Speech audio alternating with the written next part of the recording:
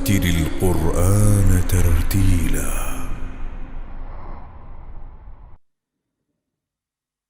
أعوذ بالله من الشيطان الرجيم.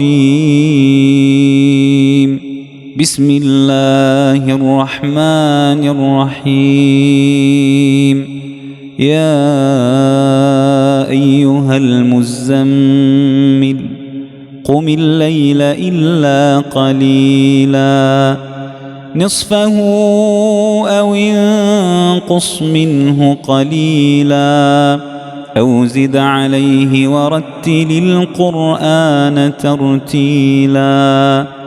إنا سنلقي عليك قولا ثقيلا. إن ناشئة الليل هي أشد وطئا وأقوم قيلا. إن لك في النهار سبحا طويلا واذكر اسم ربك وتبتل إليه تبتيلا. رب المشرق والمغرب لا إله إلا هو فاتخذه وكيلا. واصبر على ما يقولون واهجرهم هجرا جميلا. وذرني والمكذبين أولي النعمة ومهلهم قليلا. إن لدينا أنكالا وجحيما وطعاما ذا غصة وعذابا أليما يوم ترجف الأرض والجبال وكانت الجبال كثيبا مهيلا. إنا أرسلنا إليكم رسولا شاهدا عليكم كما أرسلنا إلى فرعون رسولا فعصى فرعون الرسول فأخذناه أخذا وبيلا. فكيف تتقون إن كفرتم يوما يجعل الولدان شيبا. السماء منفطر به كان وعده مفعولا. إن هذه تذكرة فمن شاء اتخذ إلى ربه سبيلا. إن ربك يعلم أنك تقوم أدنى من ثلثي الليل ونصفه وثلثه وطائفة من الذين معك والله يقدر الليل والنهار. علم أن لن تحصوه فتاب عليكم فاقرؤوا ما تيسر من القرآن. علم أن سيكون منكم مرضى وآخرون يضربون في الأرض يبتغون من فضل الله وآخرون يقاتلون في سبيل الله فاقرؤوا ما تيسر منه وأقيموا الصلاة وآتوا الزكاة وأقرضوا الله قرضا حسنا. وما تقدموا لأنفسكم من خير تجدوه عند الله هو خيرا وأعظم أجرا. وما تقدموا لأنفسكم من خير تجدوه عند الله هو خيرا وأعظم أجرا. واستغفروا الله إن الله غفور رحيم. ورتل القرآن ترتيلا. الله لا إله إلا هو له الأسماء الحسنى.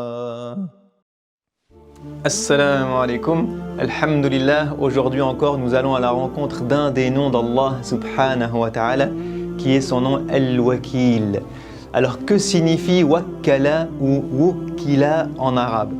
Cela signifie déléguer quelque chose à quelqu'un, donner une responsabilité à une personne pour qu'elle fasse quelque chose que j'attends d'elle, quelque chose pour moi.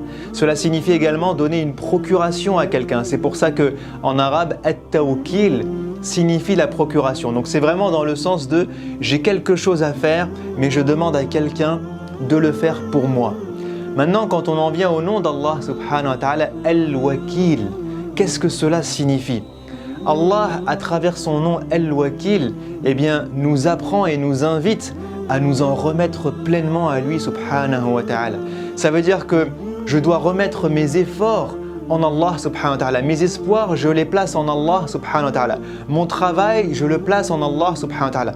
Mes attentes de résultats, je les place en Allah subhanahu wa ta'ala. Parce qu'il est justement Al-Wakil, celui à qui je vais donner procuration pour faire les choses à ma place. J'ai tellement confiance en Allah subhanahu wa ta'ala que c'est à lui que je donne procuration pour s'occuper de toutes mes affaires, de tous mes projets, de tous mes soucis, de toutes mes attentes, de tous mes besoins. Il est Al-Wakil, celui en qui je place pleinement ma confiance, mes efforts, mes attentes et mes espoirs subhanahu wa ta'ala. Alors maintenant, comment vivre ce nom d'Allah Al-Wakil? Deux choses très importantes. La première, c'est de comprendre que ce nom-là, eh bien, nécessite un travail du cœur. C'est une adoration du cœur que de s'en remettre à Al-Wakil. Ça veut dire quoi? C'est une adoration du cœur. Ça veut dire que si Al-Wakil n'est pas dans mon cœur, si ce n'est pas mon cœur qui naturellement s'en remet à lui, eh bien, je ne vais pas m'en remettre à lui. Et pour m'en remettre à lui, j'ai besoin de le connaître. J'ai besoin d'intégrer dans mon cœur la connaissance de qui est Allah subhanahu wa ta'ala. Si je vous donne un exemple de la vie d'ici-bas, imaginez que vous avez un projet, que c'est le fruit du travail de plusieurs années, des efforts énormes, des sacrifices, et qu'à un moment, eh bien, vous remettez ce projet entre les mains de quelqu'un pour le réaliser. Tout a été fait, la conception, la planification, tout est prêt. Et maintenant, il ne manque plus que l'exécution. Et ce travail-là, eh bien, c'est vraiment quelque chose qui vous tient à cœur. Imaginez que vous le mettiez entre les mains d'une personne. Comment allez-vous choisir cette personne? Si vous choisissez cette personne-là à qui vous allez confier le projet de votre vie, eh bien, c'est que c'est certainement quelqu'un d'une grande confiance, quelqu'un que vous avez choisi vraiment en épluchant toutes ses compétences, qui il est que vous pouvez lui faire confiance ou pas, comment il va agir, qu'est-ce qu'il va faire, est-ce qu'il va mener le projet à bout? C'est quelqu'un qui n'est pas choisi au hasard. Et avant de lui donner, de vous remettre sa confiance en lui, eh bien, vous le connaissiez bien. Donc, si on en revient à Allah subhanahu wa ta'ala, à travers son nom Al-Wakil, si on veut que notre cœur soit apaisé et que notre cœur ait une pleine confiance en Allah subhanahu wa ta'ala, qu'il s'en remette naturellement à Allah subhanahu wa ta'ala, eh bien, on doit insérer dans notre cœur la connaissance de qui est Allah subhanahu wa ta'ala. Et d'ailleurs, ce qui est magnifique avec Allah et avec le Coran, c'est que Allah nous donne les arguments qu'on doit insérer dans notre cœur pour gagner la confiance en lui, subhanallah. Il nous demande de lui faire confiance et il nous donne les arguments et les moyens et les outils pour qu'on puisse lui faire confiance. Qu'est-ce que Allah nous dit à plusieurs reprises dans le Coran? Une des choses qu'il dit au messager de Dieu sallallahu alayhi wa sallam, par exemple, il lui dit وَتَوَكَّلْ عَلَى الْعَزِيزِ الرَّحِيمِ الَّذِي يَرَاكَ حِينَ تَقُومُ. Il dit au messager de Dieu وَتَوَكَّلْ, remets tes espoirs, ta confiance, tes efforts pleinement entre les mains d'Allah subhanahu wa ta'ala. Pourquoi? Qui est Allah à qui je remets ma confiance? Il est Al-Aziz, Ar-Rahim. Il est Al-Aziz, celui qui a l'autorité absolue, celui qui peut décider d'une chose, celui qui dit à une chose « kun », alors cette chose devient. Donc si tu veux placer ta confiance en quelqu'un pour l'exécution de ton travail, eh bien, qui est meilleur que Al-Aziz, celui qui peut décider d'exécuter cette chose ou de ne pas l'exécuter, subhanallah. Ensuite, il dit Ar-Rahim. Si tu devais choisir une personne en qui placer ta confiance, qui de mieux que Ar-Rahim, celui qui t'aime, celui qui est miséricordieux envers toi, celui qui est clément envers toi, subhanallah. Ça veut dire qu'il va prendre à cœur ce que tu as besoin. Il va prendre à cœur ton projet parce qu'il t'aime, parce qu'il est à tes côtés, parce qu'il veut ton bien, il est miséricordieux. Il lui dit ensuite « Allazi yaraka hina taqum » celui qui te voit, celui qui t'entend, subhanallah. Si tu veux remettre ta confiance en quelqu'un, est-ce qu'il ne faut pas choisir As-Sami', celui qui t'entend, qui entend tes paroles, qui entend tes murmures, qui sait ce que tu ressens, celui qui est Al-Basir, celui qui t'observe à chaque seconde, qui voit tes efforts, qui voit quand tu te lèves la nuit, qui voit quand tu travailles, qui voit les sacrifices que tu as faits. Il est Al-Aziz, il est Ar-Rahim, il est As-Sami', il est Al-Basir. Alors quoi d'autre pour mettre notre confiance en lui? Est-ce qu'il y a quelqu'un d'autre de meilleur que lui en qui placer notre confiance? Subhanallah. Dans un autre verset, Allah nous dit وَتَوَكَّلْ عَلَى الْحَيِّ الَّذِي لَا يَمُوتُ وَسَبِّحْ بِحَمْدِهِ. Subhanallah. Allah nous rappelle encore un autre argument pour remettre nos efforts et notre confiance en lui. Il dit وَتَوَكَّلْ عَلَى الْحَيِّ الَّذِي لَا يَمُوتُ. Remets tes efforts, remets ta confiance en Allah qui Al-Hayy alladhi la yamut, celui qui est vivant et qui ne meurt pas, subhanallah. Qu'est-ce que ça veut dire? Ça veut dire que quelle que soit la personne que tu choisiras dans cette vie pour remettre ta confiance et tes efforts en elle, eh bien cette personne peut te lâcher du jour au lendemain. Cette personne peut mourir du jour au lendemain. Cette personne peut avoir autre chose à faire, comme dormir par exemple. Et c'est pour ça que Allah dans Ayatul Kursi nous dit Al-Hayyul Qayyum alladhi la ta'khudhuhu sinatun wa la nawm. Il est Al-Hayy alladhi la yamut. Il est le seul être qui sera là pour toi à chaque seconde, à chaque moment, sans jamais faiblir, sans jamais dormir, sans jamais oublier, sans jamais partir. Il est Al-Hayy alladhi la yamut. Alors est-ce qu'il y a mieux que lui pour remettre notre confiance en lui, subhanallah? Allah nous dit encore dans un autre verset وَلِلَّهِ الْمَشْرِقُ وَالْمَغْرِبُ. Subhanallah. Il nous dit que tout ce qu'il y a entre Al-Mashriq et Al-Maghrib est à Allah subhanahu wa ta'ala. Il le dit à plusieurs reprises dans plusieurs versets. Et juste après, il nous invite encore une fois de remettre notre confiance en lui. Dans un autre verset, il dit وَلِلَّهِ غَيْبُ السَّمَاوَاتِ وَالْأَرْضِ وَإِلَيْهِ يُرْجَعُ الْأَمْرُ كُلُّهُ فَاعْبُدْهُ وَتَوَكَّلْ عَلَيْهِ. Il nous dit que tout ce qu'il y a entre l'Orient et l'Occident lui appartient. Il nous dit que Al-Ghaib, Ghaibus Samawati wal Ard, l'invisible, tout ce que nous ne voyons pas, tout ce que nous ne comprenons pas, le passé, le présent, le futur, les anges, les djinns, tout ce qui peut se passer dans le cœur des gens, dans le cerveau des gens, tout ceci est Ghaib. Et tout ceci lui appartient. Tout ceci, il en a connaissance, subhanallah. Parce qu'il est Al-Alim, il est celui qui a le savoir de toutes choses. Il est Al-Hakim, celui qui connaît la sagesse derrière toute chose. Et il nous dit وَإِلَيْهِ يُرْجَعُ الْأَمْرُ كُلُّهُ. Et il n'y a pas une chose, il n'y a pas une affaire, un élément, un besoin, un acte qui puisse se passer dans cette vie sans qu'il ne revienne à lui, sans que ce soit lui qui en prenne la décision, sans que ce ne soit lui qui le mette en place, parce qu'il est Al-Qadir, il est Al-Malik, il est Al-Aziz, celui qui a la capacité de toute chose, celui qui décide de toute chose, celui à qui toute chose appartient, celui à qui tout ce royaume des cieux et de la terre appartient. Donc rien ne se produit dans son royaume sans que ce ne soit par sa décision à lui, subhanahu wa ta'ala. Et Allah termine le verset pareil par « Fa'buduhu wa tawakkal alayh ». Alors, mets ta confiance en Allah. Mets tes efforts entre les mains d'Allah. Mets tes attentes, tes objectifs entre les mains d'Allah. Pourquoi ?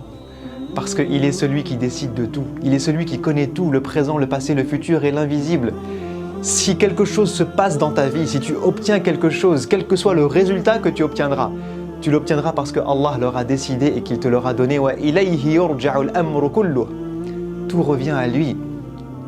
Dans un autre verset encore, Allah nous dit وَمَا لَنَا أَلَّا نَتَوَكَّلَ عَلَى اللَّهِ وَقَدْ هَدَانَا سُبُلَنَا.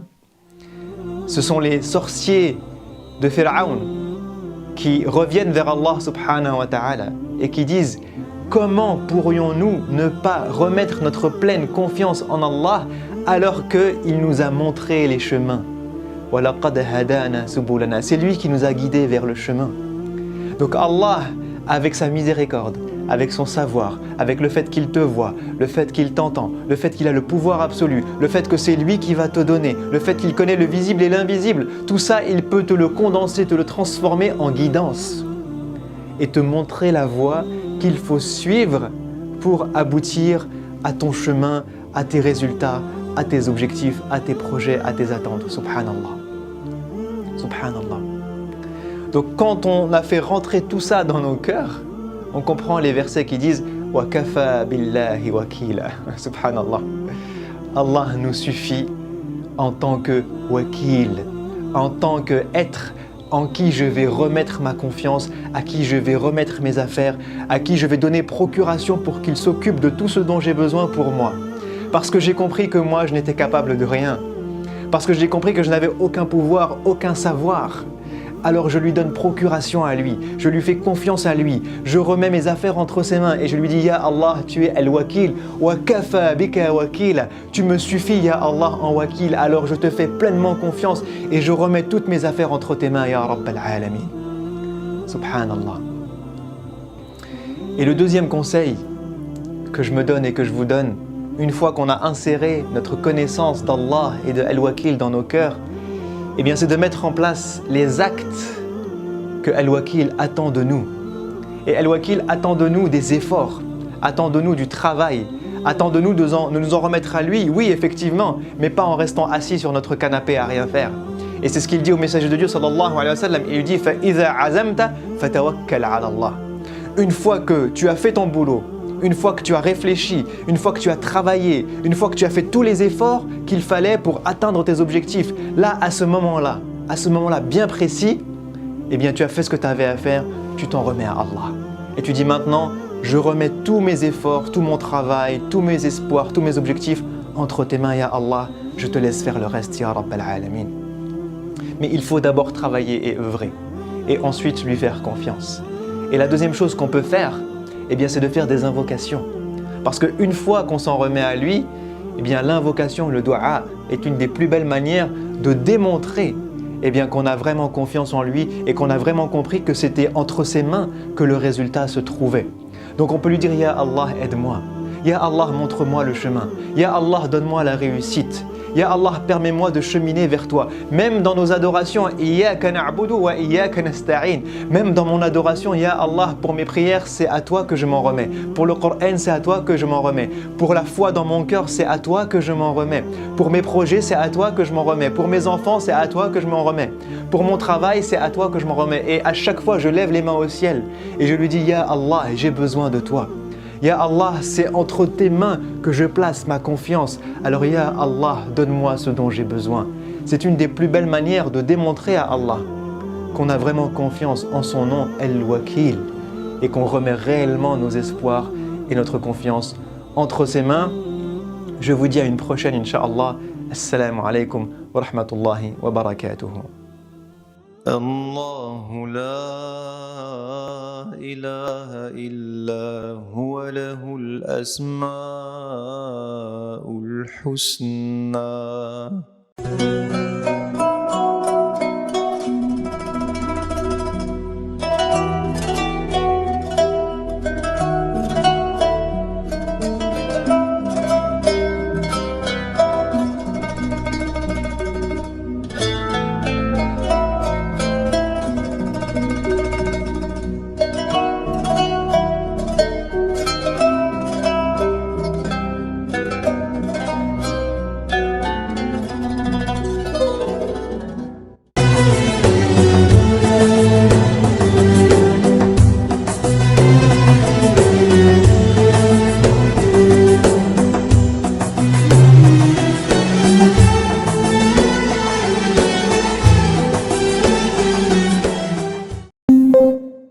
Information coronavirus. Le virus est toujours là et il est dangereux. Pour nous protéger les uns les autres et limiter les transmissions, respectez ces gestes simples. Lavez-vous très régulièrement les mains avec de l'eau et du savon ou utilisez une solution hydroalcoolique. Toussez ou éternuez dans votre coude ou dans un mouchoir. Mouchez-vous dans un mouchoir à usage unique, puis jetez-le. Évitez de vous toucher le visage, en particulier le nez et la bouche. Respectez une distance d'au moins 1 mètre avec les autres. Saluez sans serrer la main et arrêtez les embrassades. Et en complément de ces mesures, portez un masque quand la distance d'1 mètre ne peut pas être respectée. Merci à tous. Ensemble, protégeons-nous. Si vous avez besoin d'aide, appelez le 0800 130 000 ou plus d'informations sur gouvernement.fr. Ceci est un message du ministère chargé de la Santé et de Santé publique France.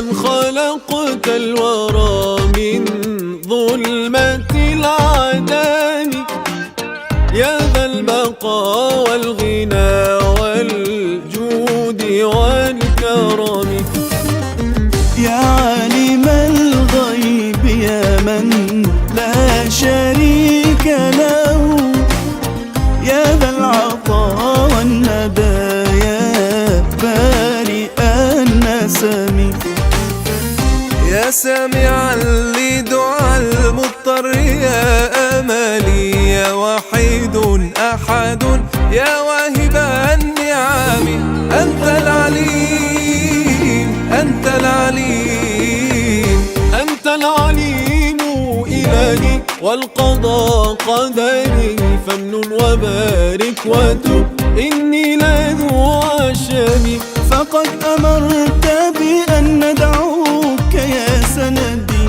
وقد وعدت أجبنا ذا العطاء العليم يا من خلقت الورى من ظلمة العدم يا ذا البقاء والغنى والجود والكرم يا عالم الغيب يا من لا شريك له يا ذا العطاء والندى يا بارئ النسم يسر لسيري يا مولاي مكرمة والعفو في الدين والغفران للأمم أنت العليم أنت العليم أنت العليم إلهي والقضاء قدري فامنن وبارك وتب إني لذو عشم أدعوك بالذات والأسماء يجمعها كذا الصفات وما في اللوح والقلم ثم الصلاة على المختار سيدنا محمد خير خلق الله كلهم والآل والصحب ما غنت مطوقة أو ما حدا سائق الركبان بالنغم أو ما حدا سائق الركبان بالنغم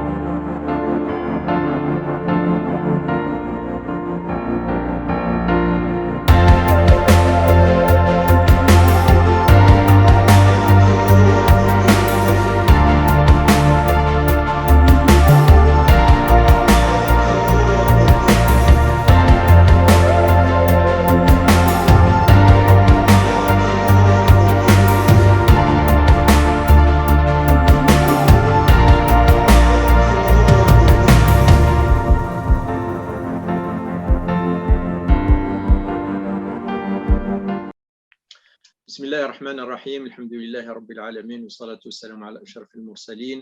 Chers auditeurs, salam alaikum wa rahmatullahi ta'ala wa barakatuh et bienvenue dans notre 38e RAMF, la rencontre annuelle des musulmans de France, organisée encore cette année en ligne. Et j'ai la joie d'accueillir avec nous aujourd'hui Cheikh Al-Arbi Al-Bishri, qui est doyen de l'IESH de Château-Chinon, qui est membre du Conseil européen de la fatwa et de recherche et aussi de l'Union mondiale des savants musulmans. Cheikh Al-Arabi, salam alaikum wa rahmatullah. Wa alaykoum salam wa rahmatullahi wa barakatuh. Alors, le sujet qu'on a choisi aujourd'hui pour échanger avec Cheikh Al-Arabi, il concerne en fait les textes sacrés, l'extraction de la norme de ces textes et l'application, ou bien comment appliquer cette norme extraite dans la réalité vécue. Donc, on va parler plutôt de méthodologie. Alors, Cheikh Al-Arabi, très bien. Maintenant qu'on a défini un petit peu l'herméneutique, les différents types d'herméneutique, qu'on a posé le cadre de la compréhension de la langue, justement des textes, on va essayer de parler un petit peu de l'extraction de la norme à travers ces textes. Et dans un deuxième temps, comment appliquer cette norme sur notre réalité, s'il est applicable ou pas, etc. Alors, quelle méthodologie justement pour extraire des normes à travers ces textes-là? Parce que ce qu'on était en train de dire, l'extraction du texte, c'est qu'il faut que ça soit dans le cadre de ce que permet la langue arabe. Et quand on dit la langue arabe, ça veut dire la langue arabe de l'époque. Et deuxième chose, il ne faut pas négliger l'esprit du texte. L'esprit du texte est important parce que on peut donner un exemple pour voir comment l'esprit du texte peut faire changer la pratique. C'est le prophète sallallahu alayhi wa sallam, donc une fois a dit à ses compagnons, celui qui croit en Allah et au jour du jugement dernier ne doit faire al-asr qu'après être arrivé à Bani Qurayza. L'histoire est connue. Donc, il était en guerre avec donc ses ennemis. Et donc, là, quand on prend le texte tel qu'il est, donc quand on l'entend, c'est-à-dire le récepteur, il peut comprendre deux choses. Si on prend la littéralité du texte, c'est que Salat al-Asr ne peut être effectuée que à cet endroit-là, même si cela va être après le temps du Asr. Et on peut aussi l'interpréter autrement pour dire que oui, le prophète sallallahu alayhi wa sallam nous a dit ça, c'est pour que les gens sortent le plus tôt possible. Il ne fallait pas être en retard. Donc c'est pour ça qu'il leur a dit faut pas prier ici, il faut prier là-bas. Et pour que les gens sortent le plus tôt possible.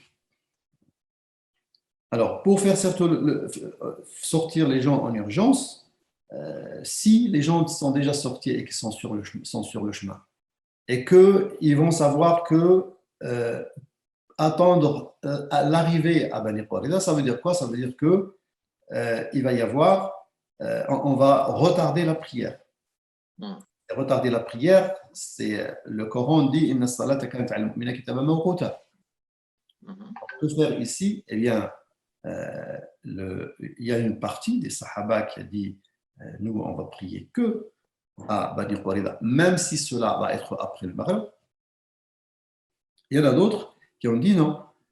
Ceux qui ont dit non, on doit prier sur le chemin, ce sont donc les Sahaba qui ont eu donc cette lecture finaliste de ce que le prophète sallallahu alayhi wa sallam a dit. Donc la finalité, c'était de sortir en urgence, on est sorti. Maintenant, on craint de retarder notre prière, eh bien, on peut prier sur le chemin. Donc, cet esprit, c'est cet esprit-là que le prophète ne l'a pas prononcé, si vous voulez. Il n'a pas dévoilé ce qui a motivé cette décision. Mais le récepteur ici a vu, dans le contexte, il a vu que eh bien, le prophète voulait qu'on sorte le plus tôt possible. Et voilà, on est sorti, on est sur le chemin. Pourquoi retarder notre prière? Et donc, ils nous ont pris. Donc, en apparence, vous avez ceux qui ont obéi à la lettre et que ceux qui ont prié sur le chemin, c'était des obéissants. Mais le prophète, sallam, quand on lui a posé le cas devant lui, eh bien, il a accepté ce qu'a fait les uns et ce qu'a fait les autres. Il n'a pas dit aux uns, vous êtes des obéissants, à l'autre, c'est des désobéissants, pas du tout. Alors, quand on analyse, nous, ce cas-là, qui c'est qui avait raison? Le prophète les a, parce que bon, tout le monde a prié, et tout le monde est arrivé à temps, donc ça n'a pas posé de problème. Le prophète n'a pas montré qui c'est qui avait tort, qui c'est qui avait raison. Mais ça reste comme ça. Vous allez voir, les littéralistes, ils vont vous dire que c'est nous qui avons raison, et vous allez voir les finalistes qui vont vous dire non, c'est nous qui avons raison. Mais quand on prend les littéralistes chez dans l'histoire de l'islam, c'est une minorité par rapport à une grande majorité finaliste. D'accord. Et par rapport à l'application de la norme, est-ce que la norme telle qu'elle est extraite donc des textes, elle doit être appliquée comme ça, dans l'absolu, sur toute n'importe quelle réalité, ou bien au moment de l'application, il faut aussi regarder il y a une autre intelligence de la réalité pour voir si elle s'applique ou pas, s'il faut l'adapter ou pas, etc. Alors là, on est, oui, devant la révélation quand elle nous donne une loi, c'est-à-dire ce qu'il faut faire ou ce qu'il ne faut pas faire, une loi injonction. Elle donne aussi ce qu'on appelle une loi déclaratoire. Une loi déclaratoire, on dit en arabe le hukm taklifi, loi injonction, le hukm al-wad'i, loi déclaratoire. Et le hukm al-wad'i, c'est c'est-à-dire que les modalités de l'application des injonctions. Et là, si on ne fait pas la différence entre les deux, c'est-à-dire si on ne fait pas la différence entre la loi dans l'absolu, parce qu'une loi donnée par la révélation, c'est une loi dans l'absolu. Elle ne peut être appliquée dans une réalité que s'il y a un autre ijtihad qui prend le relais. Extraire la loi injonction ou même la loi déclaratoire, c'est-à-dire l'injonction et les modalités de ses applications, ça, on est dans le simple, si on peut dire. C'est-à-dire, on est devant un texte et on comprend que ce texte, voilà, il nous dit, il faut faire ça. Dieu dit, aqimus salah, accomplissez la prière, on tire de ça que la prière est obligatoire. Ça, c'est une injonction. Il nous dit, mais le temps de la prière, c'est, par exemple, pour Dohr, c'est le zénith, c'est le zénith. Donc là, on sait que cette prière, elle a un temps. Elle est obligatoire à un moment donné. Pas toute la journée, pas 24 sur 24. Donc, vous voyez, après, on a une autre loi déclaratoire qui va nous dire, par exemple, qui est concerné par cette injonction. Après, on va avoir une autre loi injonction qui va déclaratoire, qui va nous dire, par exemple, quels sont les empêchements qui peuvent empêcher la personne d'accomplir cette prière, comme par exemple les menstrues chez une femme. Après, on a une autre loi déclaratoire qui va nous dire que le voyageur peut prier uniquement 2 rak'ah, au lieu de 4 pour les prières à 4 rak'ah. Donc, tout ça, là, on est dans du simple. C'est-à-dire que, voilà, on a un enseignement sur ce que c'est la prière, comment on prie, le statut de la prière, tout ça, ça on le connaît. On est dans l'absolu. Après, quand on passe à la réalité, eh bien, le mujtahid doit vérifier est-ce que les modalités de l'application de cette injonction sont réunies ou pas. Exemple le plus simple, quand je dis par exemple, quand quelqu'un nous demande est-ce que la prière est obligatoire, alors pour lui donner un enseignement, oui, dans l'absolu, la prière est obligatoire en islam. C'est un pilier de l'islam. Mais si c'est quelqu'un qui nous pose une question pour une question pratique, c'est-à-dire est-ce que moi je suis obligé de prier ou pas, eh bien on va lui dire qui es-tu? S'il va dire que moi j'ai 6 ans, on va lui dire non, la prière n'est pas obligatoire. Il va nous dire, ou même on peut lui dire à quelle heure il est. Il est 11h du matin, Dohr, non, elle n'est pas obligatoire. C'est une femme en période de menstru, non, la prière n'est pas obligatoire. Un voyageur, tu pries 2 rak'at, et ainsi de suite. Ça, c'est une vérification. Alors, c'est ce que, dans le jargon des Usuli, on appelle ça le manat al-hukm. Donc, il y a le hukm et il y a manat al-hukm. Al-hukm, donc, c'est la loi, hein, ou le statut, c'est la loi, et la loi injonction, et al-manat al-hukm, c'est le déterminant de cette loi dans une réalité. Donc, la révélation donne toujours la loi et ce qui détermine la loi dans une réalité. Donc, extraire la loi, on est dans l'ijtihad de déduction ou d'inférence. Ijtihad ou l'istinbat. Appliquer et vérifier le déterminant de la norme, c'est-à-dire vérifier les modalités de l'application dans une réalité, là, on est dans ce qu'on appelle ijtihad ou tanzil, ou ce qu'on appelle tahqiq al-manat, c'est-à-dire le fait de vérifier l'existence du déterminant de la norme. Ce sont 2 ijtihads, c'est-à-dire il n'y a rien qui s'applique dans la réalité si on ne passe pas par ces 2 ijtihads. Et donc, souvent, les malentendus arrivent comment? C'est quand quelqu'un, par exemple, vous répond à une question et qu'il a donc, pour lui, donc, il a connu ce que c'était la loi injonction, et en pratiquant donc l'ijtihad d'application, ce qu'on appelle l'ijtihad tanzil, il trouve par exemple que cette injonction ne s'applique pas dans votre cas, ou ne s'applique pas dans ce contexte-là. Et là, vous allez voir beaucoup de malentendus.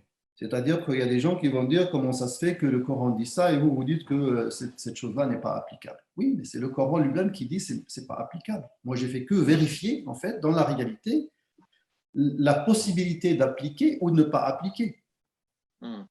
Et là, on a un exemple concret, et ça, les gens, toujours, ils reposent les mêmes questions par rapport, par exemple, à l'emprunt avec intérêt pour l'achat d'une maison. Ils te disent, mais riba, c'est haram. Comment peuvent les savants tolérer ça?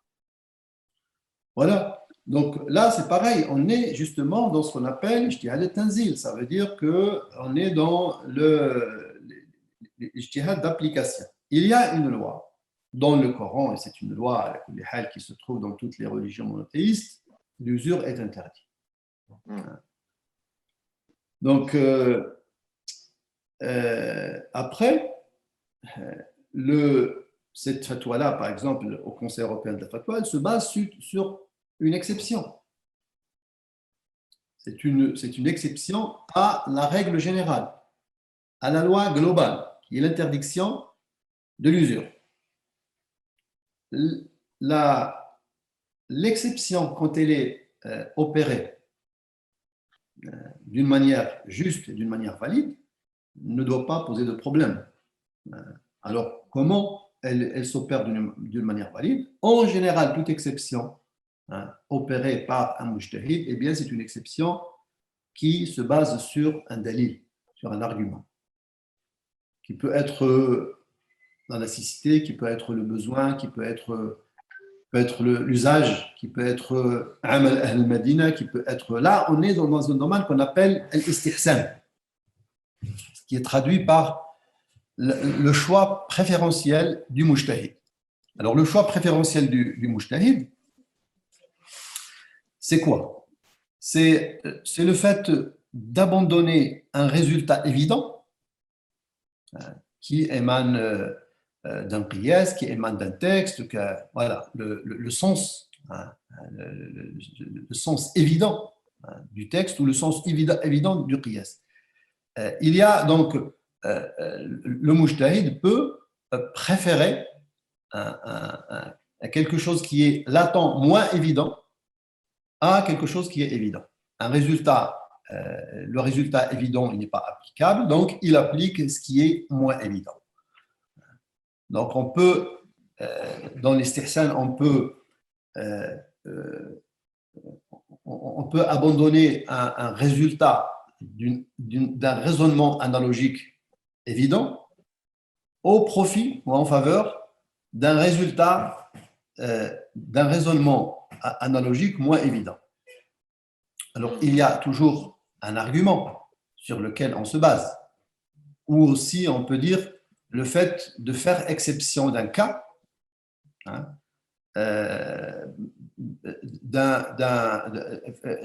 quand il veut, par exemple, quand il y a un cas et que ce cas doit être régi par une loi globale générale, eh bien, il peut faire exception d'un cas. Donc, c'est ce qu'a fait le Conseil européen de la fatwa. Donc, justement, pour cette fatwa que vous avez évoquée, c'est qu'il a pris le cas des musulmans d'Europe pour dire que ce cas-là doit faire exception par rapport à cette loi générale qui est l'interdiction du riba. Alors, bien sûr, l'exception ici, elle se base sur une étude. C'est l'étude, qu'est-ce que c'est que la nécessité, qu'est-ce que c'est que le besoin. Le besoin ou la nécessité peut être individuel, peut être général. Général, ça veut dire qui est généralisé, que tous les gens éprouvent ce besoin ou cette nécessité. Et c'est pour ça d'ailleurs que ce qu'on appelle la loi concessionnelle ou la loi de l'exception, c'est-à-dire ce qu'on appelle dans le jargon des usouli al-rukhsa, il y a une rukhsa qui est générale, une rukhsa al-amma. Rukhsa al-amma al-muttarida, ça, là, il s'agit d'une facilité qui est généralisée et qui est devenue la règle. De l'exception, elle devient la règle. Et ça, le prophète sallallahu alayhi wa sallam l'a pratiqué. Le prophète alayhi wa sallam, dans le domaine des transactions, il a émis une interdiction à un certain nombre de transactions. Donc, il a interdit l'aléa dans les transactions. L'aléa, c'est le gharar. Mais comme il a trouvé que certaines transactions, les gens ne peuvent pas s'en passer de ces transactions-là, eh bien, le prophète alayhi salam a fait exception. Et là, c'est une exception qui a pris le statut d'une règle. Elle est devenue, l'exception est devenue la règle. Ça, il y a beaucoup d'exemples sur ça. Vous avez par exemple le contrat de location, il y a du gharar dedans, il y a de l'alia. Le contrat de l'association entre le capital et le travail, ce qu'on appelle le qirad ou le mudaraba dans le jargon des fuqaha, eh bien, le prophète sallallahu alayhi wa sallam l'a rendu licite malgré qu'il y a aussi un gharar là-dedans, et d'autres. Le prophète alayhi wa sallam, par exemple, dans le domaine du riba aussi, il a interdit le fait d'échanger date fraîche contre date sèche, mais il a toléré ce qu'on appelle chez les fuqaha al-ariya. Et donc, dans l'ariya, il y a cet échange de date sèche contre date fraîche. Et tout ça, c'était des exceptions qui sont devenues la règle.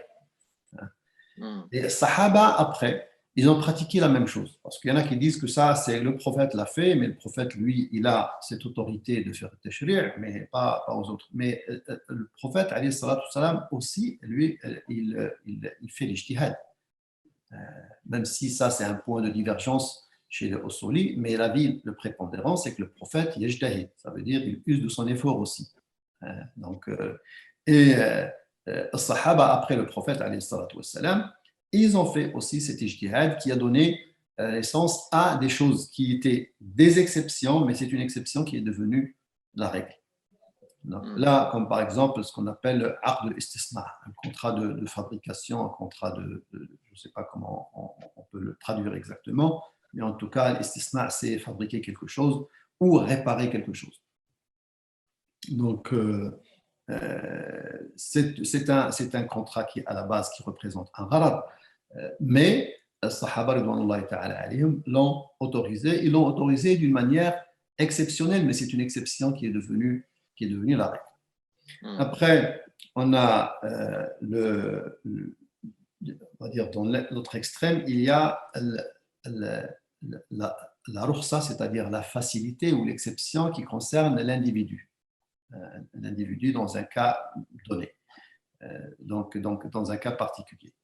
Et là, bien sûr, l'exception ici, elle s'opère comment? Eh bien, elle est limitée d'abord dans le temps et limitée aussi par rapport à l'application, c'est-à-dire elle ne s'applique qu'à la personne qui se trouve en cas de nécessité ou en cas de besoin.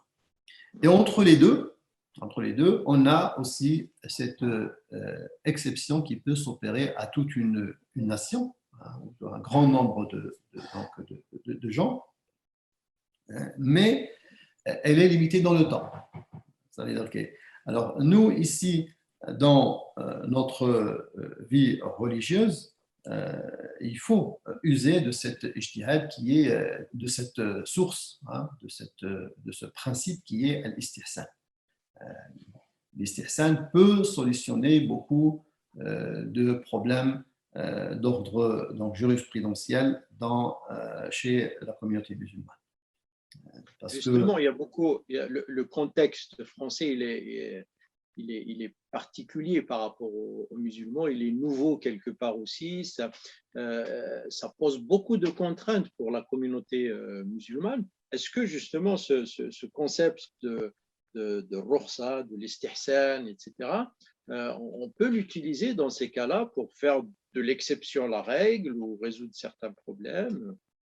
Oui, c'est possible. Il faut juste que ça soit fait dans le cadre, parce que les gens qui critiquent un petit peu Shafi'i, qui critiquent même cette méthode qui est, bon, ils disent que c'est ancien, maintenant tout a changé, il faut tout changer.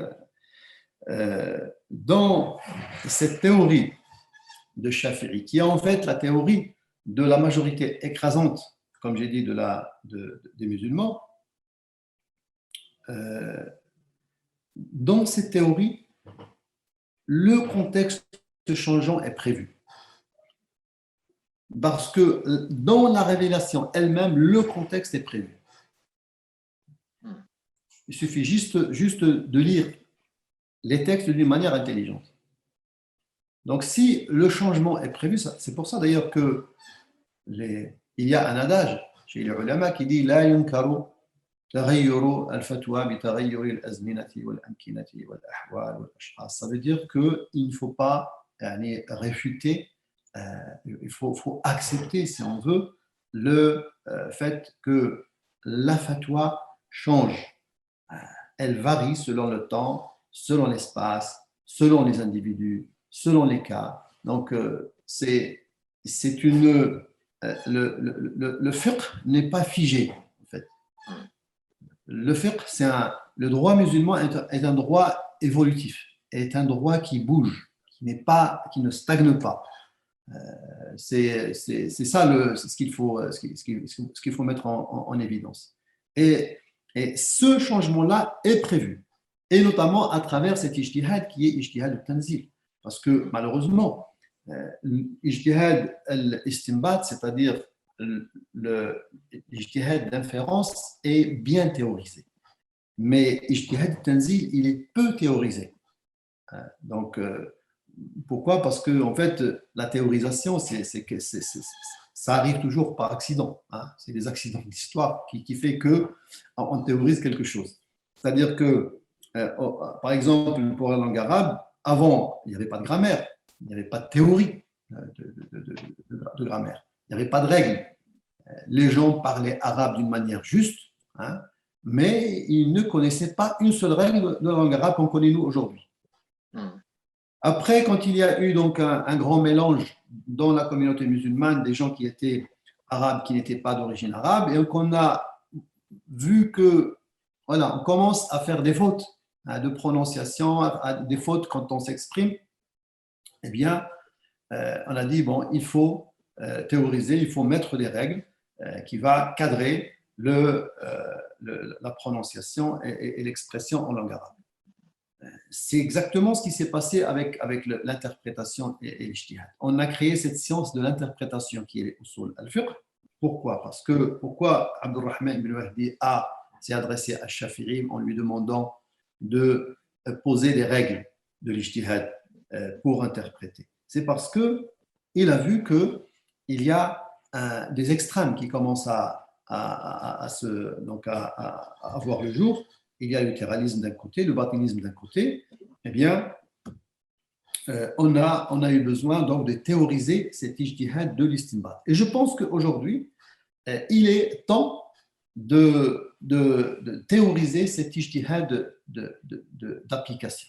Parce que l'ijtihad d'application, il a été théorisé un petit peu par Abu Hamid al-Ghazali, et un peu plus, voire même beaucoup plus, chez Shatibi, et c'est tout. Et c'est un ijtihad en fait qui prend la réalité et qui prend le contexte en considération.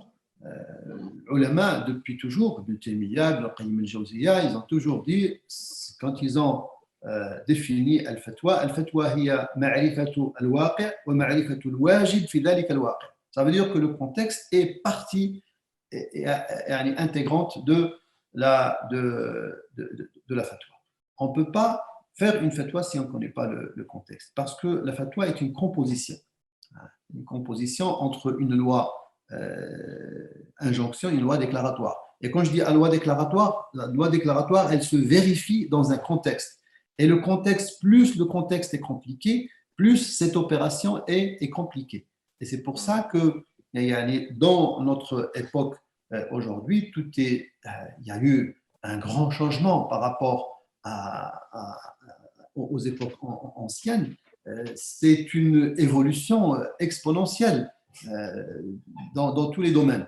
Vous prenez le domaine de l'homme et les sciences de l'homme, vous prenez dans le domaine de l'économie, dans le domaine de ce qui est donc les sciences sociales, le domaine de la politique, vous allez trouver que tout c'est compliqué. Donc, et cet ijtihad-là, normalement, doit suivre justement ces complications. Parce que vérifier l'existence des modalités d'application d'une loi quand il s'agit donc dans un contexte simple, bon, c'est facile. Mais quand le contexte devient compliqué, comment vérifier? D'abord, il faut d'abord avoir beaucoup d'expertise sur plein de domaines. Ça veut dire qu'il faut faire intégrer dans la fatwa plein d'expertise et plein de spécialités et plein de disciplines. Et c'est à travers ça, on va arriver peut-être souvent au même résultat que ceux qui prennent un tajdid qui veut, on va dire, supprimer le texte. Il y a des gens qui le disent. C'est que le texte, tout ce qui est texte qui parle des lois, qui parle de droit et tout ça, c'était pour avant. Et alors, souvent, on arrive peut-être au même résultat, mais sans toucher à un seul verset, ni à un seul hadith du prophète sallallahu alayhi wa sallam.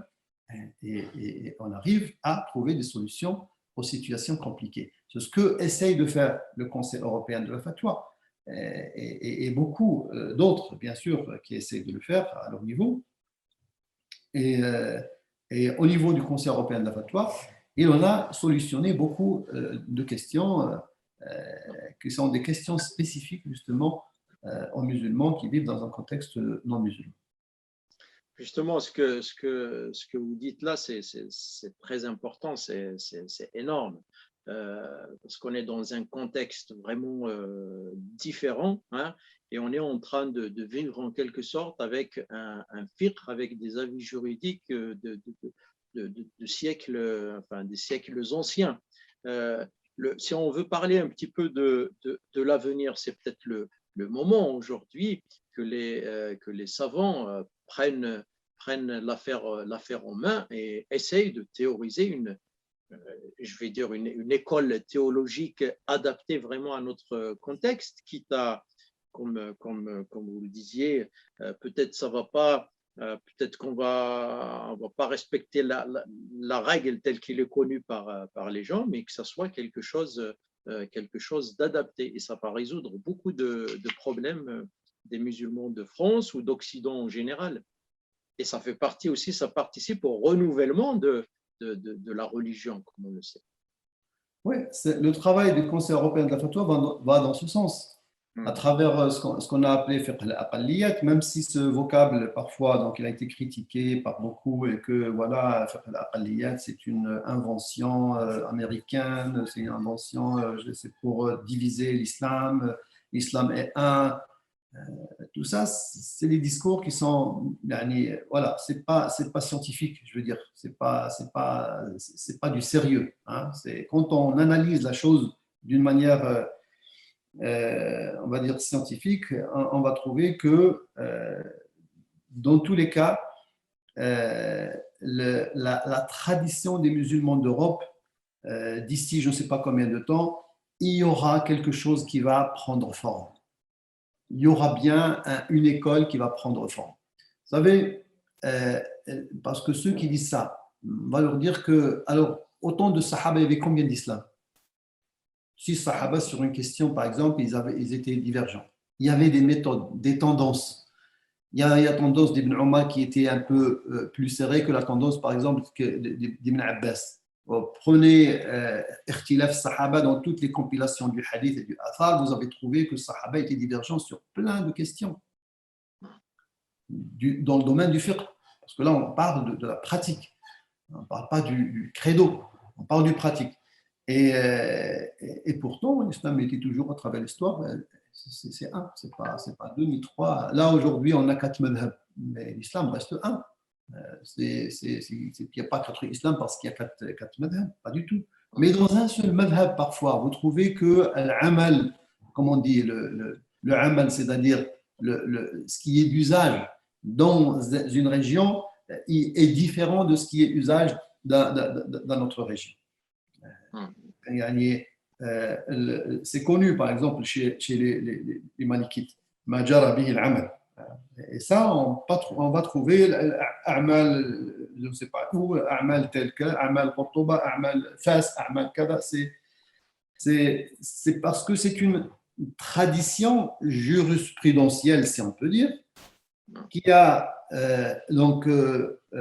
pris place à travers le temps, entre les juges, les cadis, les mouftis, vous voyez, et donc, c'est devenu quelque chose, même si parfois, ce amal, c'est-à-dire cette pratique, n'est pas conforme avec le madhab, avec l'école. Mais ça n'a jamais posé de problème. Et c'est pareil, c'est ce qui va se passer. Une école, on ne peut pas la décider comme ça. Allez, venez, on va. Non, une école, elle va se créer d'une manière naturelle à travers le temps.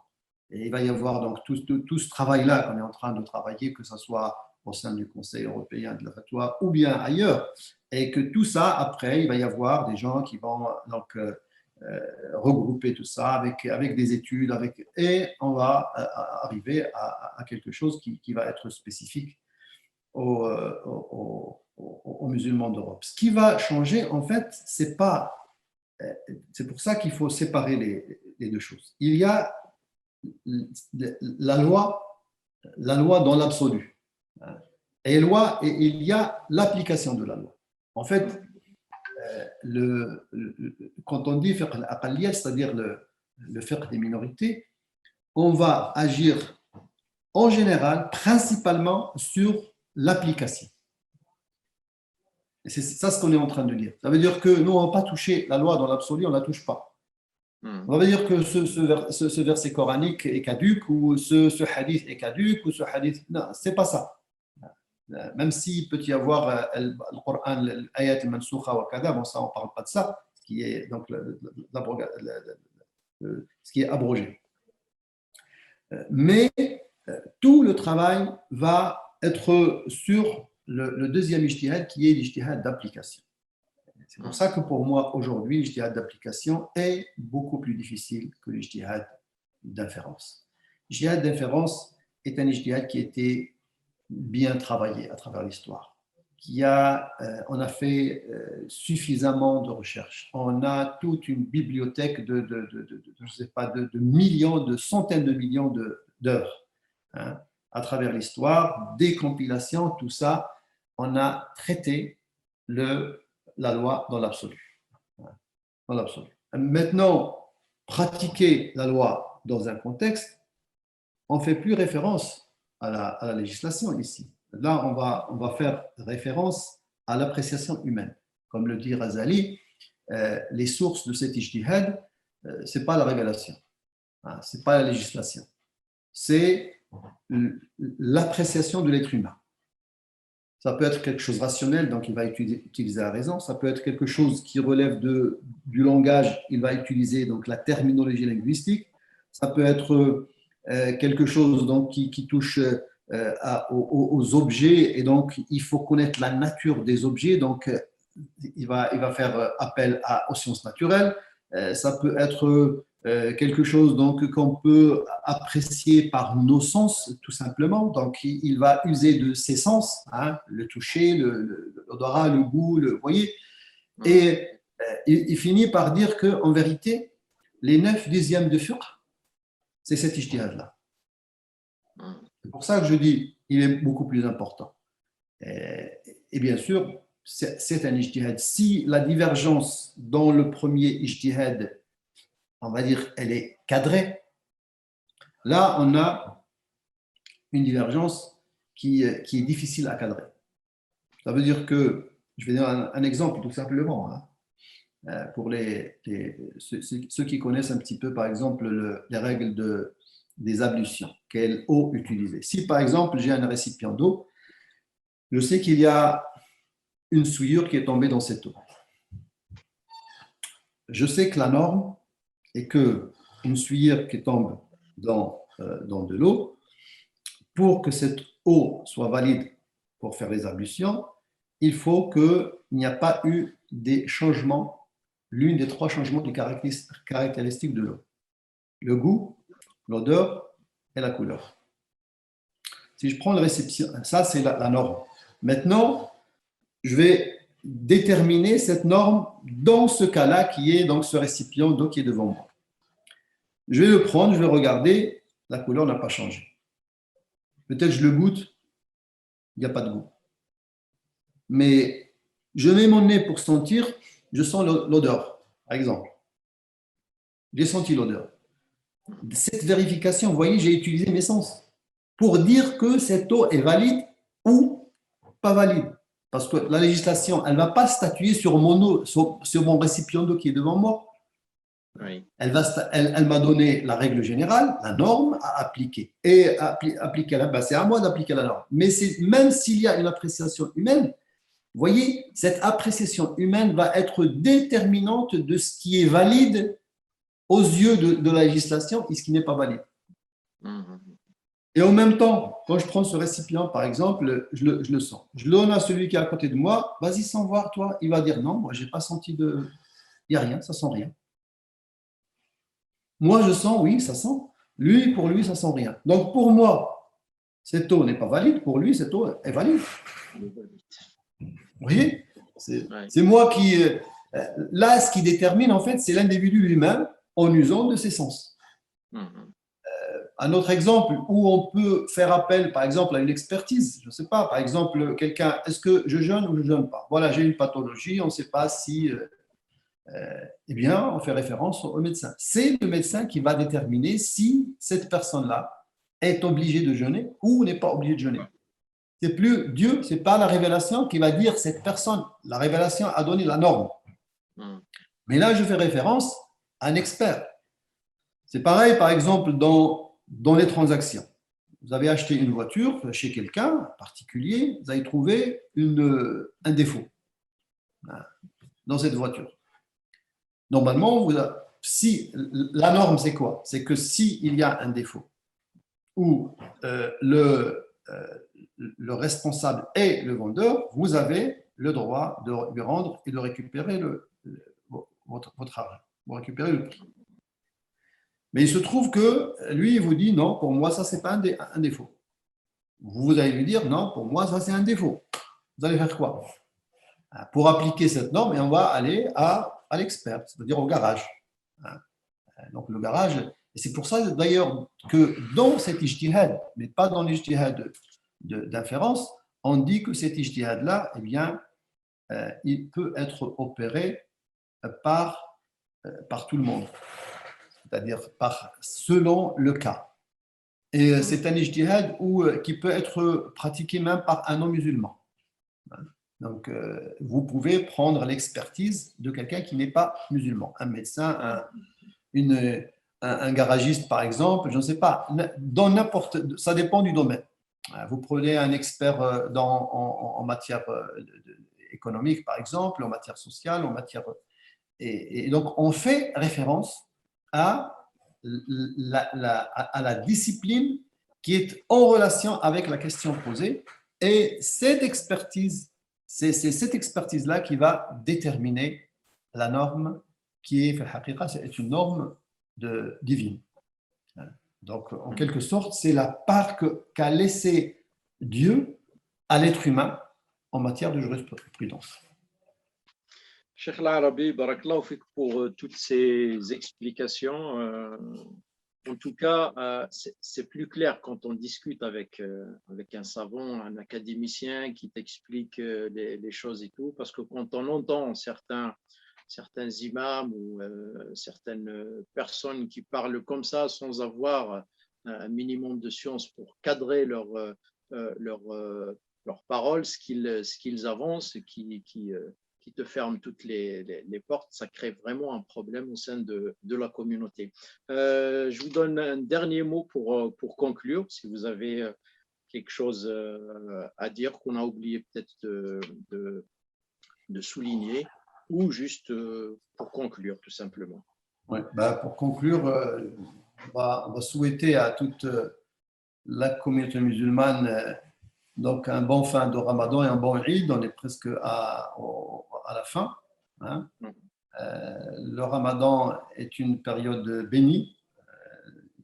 C'est une chance que Allah subhanahu wa ta'ala nous a donné la vie pour rester et donc assister à ce mois béni, et on espère que cela se répète. Et cette bénédiction, le Ramadan est une école. C'est une école voilà, c'est une formation. Hein, c'est une formation. Et c'est une formation qui est donc gratuite, hein, qui forge en nous un tempérament, qui donc nous apprend comment s'abstenir devant le mal, parce que si on s'abstient devant le bien, eh bien, cela, normalement, nous donne la force pour s'abstenir devant le mal, en général. Et de là, le Ramadan doit avoir des répercussions sur notre vie, sur nos actes, sur nos paroles, en général, c'est une conduite qu'on doit continuer après le Ramadan. Tous les ans, Allah subhanahu wa ta'ala donc, nous prend pour cette période pour nous éduquer d'une manière pratique, et c'est très important pour l'être humain. Et n'oublions pas, bien sûr, donc, toute la communauté humaine pour lui souhaiter, Inch'Allah, un bon avenir dans la paix et la prospérité, et que Allah subhanahu wa ta'ala nous débarrasse de cette pandémie le plus tôt possible. Barakallahu fikum. Jazakumullahu khair. Assalamu alaikum wa rahmatullahi wa barakatuh. Wa alaykum salam wa rahmatullah. Encore une fois, merci Cheikh Al-Arabi et merci à tous nos auditeurs qui nous suivent et qui suivent la 38e RAMF. Et je vous dis à très bientôt et assalamu alaikum wa rahmatullahi ta'ala wa barakatuh.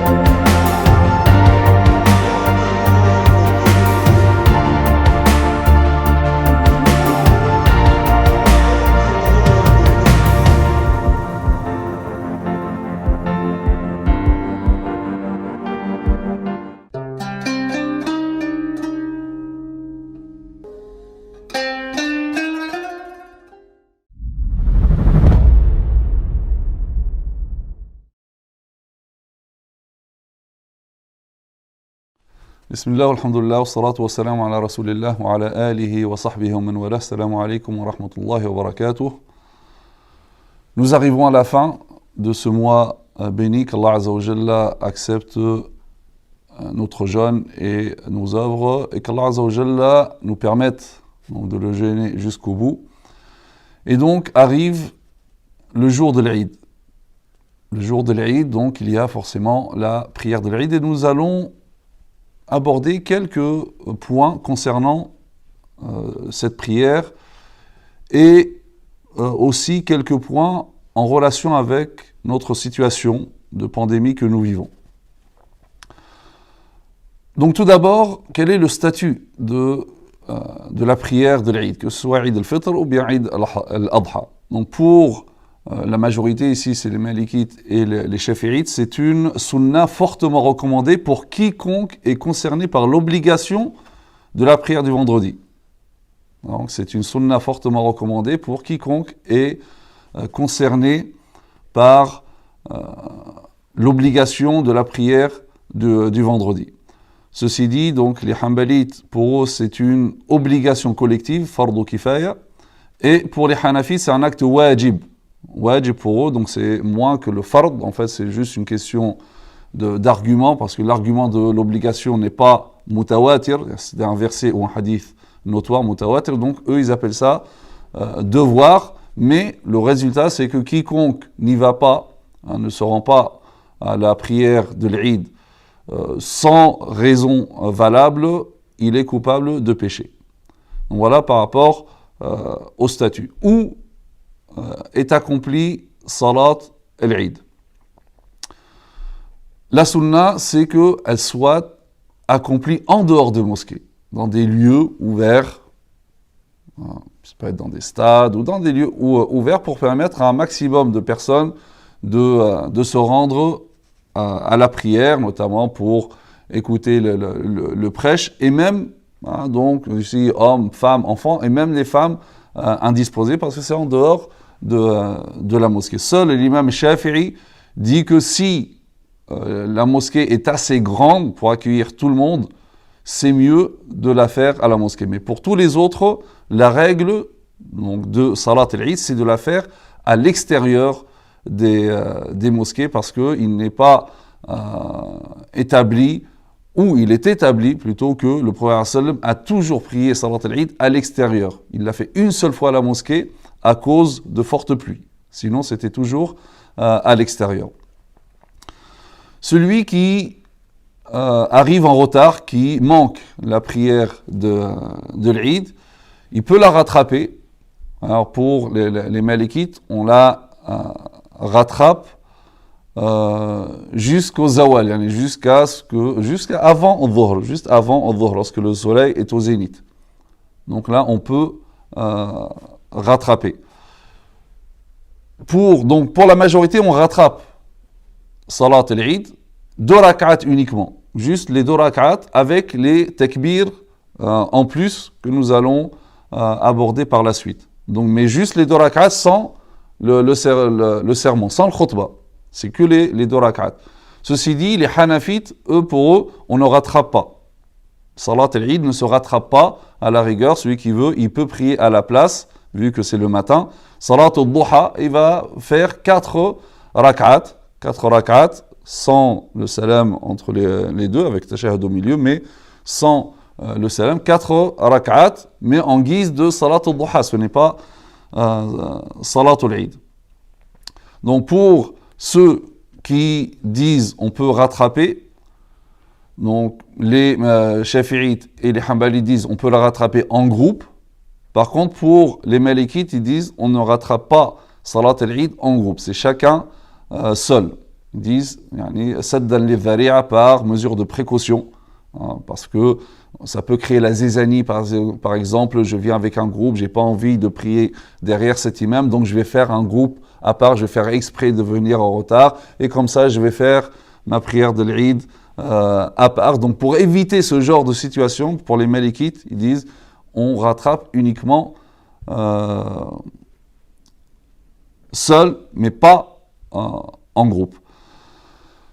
Maintenant, étant donné notre situation, on sait bien qu'il y a des restrictions pour la mosquée, donc on prie d'une manière espacée, et donc ce qui fait que les mosquées ne peuvent pas accueillir la même capacité habituelle. Donc ça s'est réduit donc, de la moitié ou même moins que la moitié. Et donc ici, le Conseil européen de la fatwa, son avis, c'est qu'il est permis de faire plusieurs salat al-Eid dans une seule mosquée. D'accord ? Donc on peut faire une première, donc ensuite on laisse les gens sortir. Il faut qu'il y ait un temps pour que ceux qui viennent et ceux qui sortent ne se rencontrent pas, sinon c'est comme si on n'a rien fait par rapport aux mesures sanitaires. Donc on peut faire plusieurs salat al-Eid, comme pour le Jumu'ah. En fait, ils ont fait une analogie par rapport à la prière de le Jumu'ah. Le Jumu'ah, c'est pareil. À la base, il y a une seule prière, d'ailleurs même dans la ville.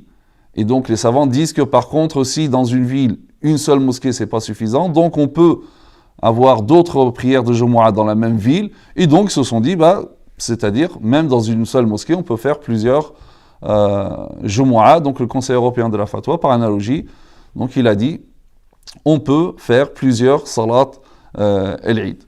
Malgré cela, si certaines personnes ne veulent pas venir par peur, par rapport au contexte sanitaire, ou peut-être que parce qu'il n'y a pas assez de place, même si on en fait 2, ou peut-être que, parce que je sais que dans certaines villes, par précaution, donc ils ne font pas Salat al-Eid. Dans certains pays, il y a le confinement, et donc il n'y aura pas Salat al-Eid. Donc la question, est-ce que je peux faire Salat al-Eid chez moi?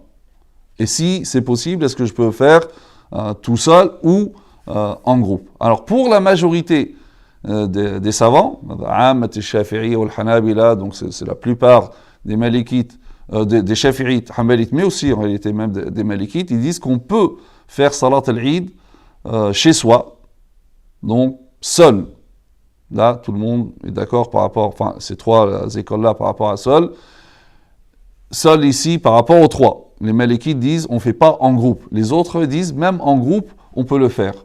Et même chez les Malikites, il y a aussi un avis qui dit qu'on peut le faire en groupe. Ça, c'est l'avis de la majorité. Donc, on peut le faire à la maison. Là, donc, tous, par rapport à la majorité, disent on peut le faire seul. Et là, il y a une divergence entre eux. Est-ce qu'on peut le faire en groupe ou pas? Certains disent on peut le faire en groupe, bien que l'avis prédominant, ou bien réputé le mashhour chez les Malikites, c'est qu'on le fait seul et non pas en groupe. Ceci dit, pour les Hanafites, non, on ne le fait pas, comme pour le rattrapage. Pour les Maliki, pour les Hanafites, si on ne peut pas se rendre, ou je suis arrivé et c'était trop tard, on ne rattrape pas et on ne fait pas la prière de l'Eid seul. Et sincèrement, c'est l'avis qui en réalité est plus probant parce que rien ne dit que le prophète sallallahu alayhi wa sallam l'a fait tout seul ou que les compagnons le faisaient, etc. Quant au hadith de Anas, auquel se réfère la majorité, Anas ibn Malik, une fois il est venu en retard et donc il est rentré chez lui et il a fait la prière de l'Eid avec sa famille en groupe. Là on parle quand même de manquement uniquement, c'est pas il a décidé de rester chez lui ou parce que il n'y avait pas du tout Salat al-Eid. Donc là on parle nous plutôt dans quelqu'un donc qui c'est pas du fait qu'il a manqué, mais soit il a peur ou dans des endroits où il n'y a pas du tout. Rappelez-vous, l'année dernière, c'était arrivé, donc où il n'y a pas Salat al-Eid. Donc ici pour les Hanafites, étant donné qu'il n'y a pas Salat al-Eid, ou tu ne peux pas y aller, donc Salat al-Eid tasqut. Donc tu n'es plus concerné du tout. Pourtant, eux disent c'est wajib, donc c'est un devoir. Pourtant, ils disent, donc là, tu n'es plus concerné par Salat al-Eid. Et sincèrement, personnellement, moi je penche pour l'avis des Hanafites. Ceci dit, il y a une souplesse quand même par rapport à cette question. Donc ça, c'est l'avis des Hanafites. Donc on peut le considérer comme meilleur ou probant. Mais ceci dit, donc il y a une largesse par rapport à ça. Donc ceux qui veulent quand même le faire parce que dans leur ville ou dans leur pays, il n'y a pas Salat al-Eid, donc ils peuvent le faire chez eux sans le khutbah. C'est que les deux rak'at uniquement, donc individuellement ou collectivement. Mais sans, je répète bien, sans le prêche. Donc les deux rak'at avec les takbir en plus. Alors les takbir en plus, c'est au début. Donc on fait takbiratul ihram. Takbiratul ihram. Ensuite, on rajoute 6 takbir. Donc en tout, ça fait 7. En tout, ça fait 7. Donc premier takbir plus 6. Et une fois que donc après, il y a eu, comme d'habitude, al-ruku', al-rafa', al-sujud, etc. On se lève pour la deuxième rak'at. Donc il y a le takbir de déplacement. Donc après le takbir du déplacement, 5 takbir. Donc en tout, ça fait 6. D'accord? Donc on compte pas, dans les 5, on compte pas le takbir du déplacement. Donc c'est une fois qu'on a fait le takbir du déplacement, on rajoute 5. Il est recommandé, pour ceux qui connaissent, donc de lire pendant la première rak'at, donc le Fatiha plus, là particulièrement chez les Malikites, Surat al-A'la, Sabbih isma rabbika al-A'la, ou bien al-Ghashiyah. Hal ataka hadith al-Ghashiyah. Ça pour les Malikites, c'est première rak'at, tu as le choix entre Sabbih ou bien Hal ataka hadith al-Ghashiyah. Deuxième rak'at, le choix entre Al-Shams et Al-Layl, wa Al-Shams wa Duhaha, ou bien Wal-Layli idha yaghsha. Donc voilà, ça c'est l'avis prédominant chez les Malikites. Maintenant, pour ceux qui décident de le faire chez eux, vu le contexte, parce qu'on a dit, la majorité accepte ou permet, ou la majorité permet de faire Salat al-Eid chez soi, particulièrement lorsqu'il y a vraiment une raison, comme dans notre situation. Donc, j'ai dit, il n'y a pas de prêche. Par contre, je peux, par exemple, écouter un prêche, mais pas dans l'intention que je suis en train de faire Salat al-Eid à distance. D'accord? Parce que Salat al-Eid, normalement, donc c'est les 2 rak'at. Donc, ensuite, il y a un prêche. Donc, si j'ai fait mes 2 rak'at et qu'ensuite, je ne sais pas, je mets une vidéo où il y a un direct sur Facebook ou etc., ça, je peux. D'accord? Parce que je suis en train d'écouter une exhortation.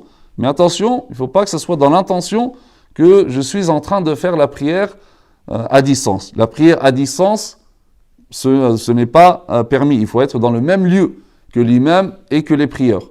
Donc c'est pas de chez moi et il y a une diffusion, je ne sais pas, de la prière dans une ville ou à la Mecque ou ailleurs et je dis tiens, je vais faire avec eux. Non, ça, c'est interdit.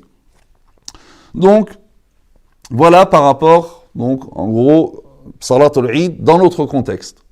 D'accord? Dans notre contexte, je répète, en résumé, donc, la majorité disent qu'on peut faire Salat al-Eid, soit seul ou soit en groupe, chez soi. Les Hanafites ne le permettent pas. Donc, il y a une largesse par rapport à cette question-là. Chacun peut prendre l'avis qui veut, donc sans aucun problème par rapport à cette question. Mais si on l'a fait chez soi, c'est sans khutbah. On fait les 2 rak'ats sous la forme de Salat al-Eid, donc avec les takbirs supplémentaires. Donc 7 à la première rak'at, y compris le takbiratul ihram, le premier takbir de sacralisation. Et à la deuxième rak'at, donc on peut dire 6, y compris le takbir de déplacement. Donc voilà, taqabbalallah minna wa minkum, qu'Allah Azza wa Jalla accepte notre jeûne, nos œuvres. آمين يا رب العالمين وسبحانك اللهم وبحمدك نشهد أن لا إله إلا أنت نستغفرك ونتوب إليك وصلي اللهم على سيدنا محمد وعلى آله وصحبه وسلم تسليما والسلام عليكم ورحمة الله وبركاته.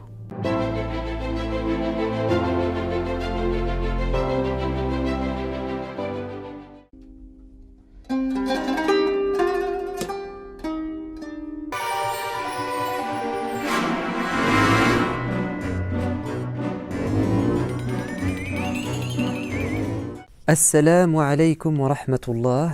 Comment vous vous portez? Comment se portent vos parents? Comment se porte toute votre famille? Écoutez, j'espère que vous allez tous très bien. Nous arrivons au terme des aventures de Moussa alayhi salam. On va s'intéresser pour clôturer sa vie. On va s'intéresser à sa personnalité et notamment à sa modestie et son ambition. Alors c'est quoi la modestie? C'est le fait de ne pas croire qu'on est le meilleur et qu'on dépasse tout le monde, qu'il n'y a personne qui peut, dans un domaine, nous surpasser, nous dépasser. Ça s'appelle de l'orgueil, de la présomption, de la pédanterie, et parfois même de la folie, quand tu penses que tu es le meilleur partout, et que personne va un jour pouvoir te surpasser, te dépasser. Non, il faut être réaliste, reconnaître qu'on a des qualités, tu peux être très intelligent, tu peux être très fort, mais ne pense pas qu'il n'y a personne qui peut être comme toi ou meilleur que toi. Et donc être humble et modeste, c'est se sentir petit, en comparaison d'abord à Dieu, et puis à tous ceux qui peuvent être meilleurs que nous.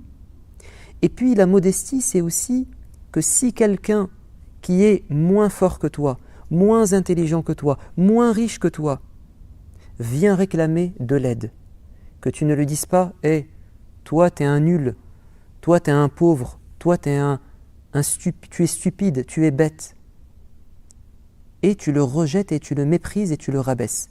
Ça, c'est aussi de l'orgueil. La modestie, c'est de lui venir en aide, de partager ce que Dieu t'a donné. Et l'ambition, évidemment, c'est de voir les choses en grand, c'est de vouloir faire de grandes choses, faire des efforts, avoir une volonté incroyable, ne pas baisser les bras. Et bien tout ceci était dans Moussa alayhi salam. Moussa, il a été très patient avec son peuple, nous l'avions vu dans la dernière vidéo. Donc déjà, on voit que c'est quelqu'un qui est déterminé. Et puis, c'est quelqu'un qui a une grande ambition, c'est d'aimer Dieu le plus possible. Vous savez que c'est l'un des rares prophètes à qui Dieu a parlé directement. C'est-à-dire que Allah n'envoyait pas forcément un ange pour communiquer avec lui.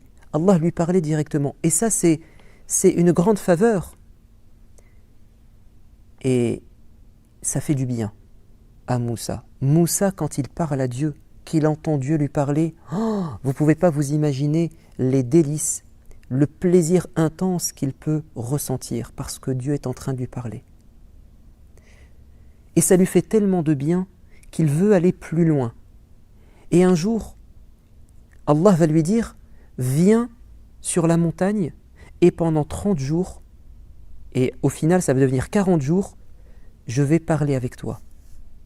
Et il était tellement pressé qu'il va se dépêcher pour aller à la rencontre de Dieu et lui parler.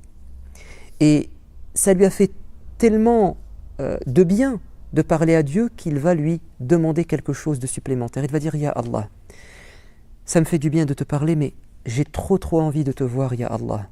Ça me ferait tellement plaisir maintenant de te voir. Imaginez-vous que une personne que vous aimez énormément vous parle tout le temps au téléphone ou vous envoie des messages. Votre rêve, c'est de le rencontrer, de le voir.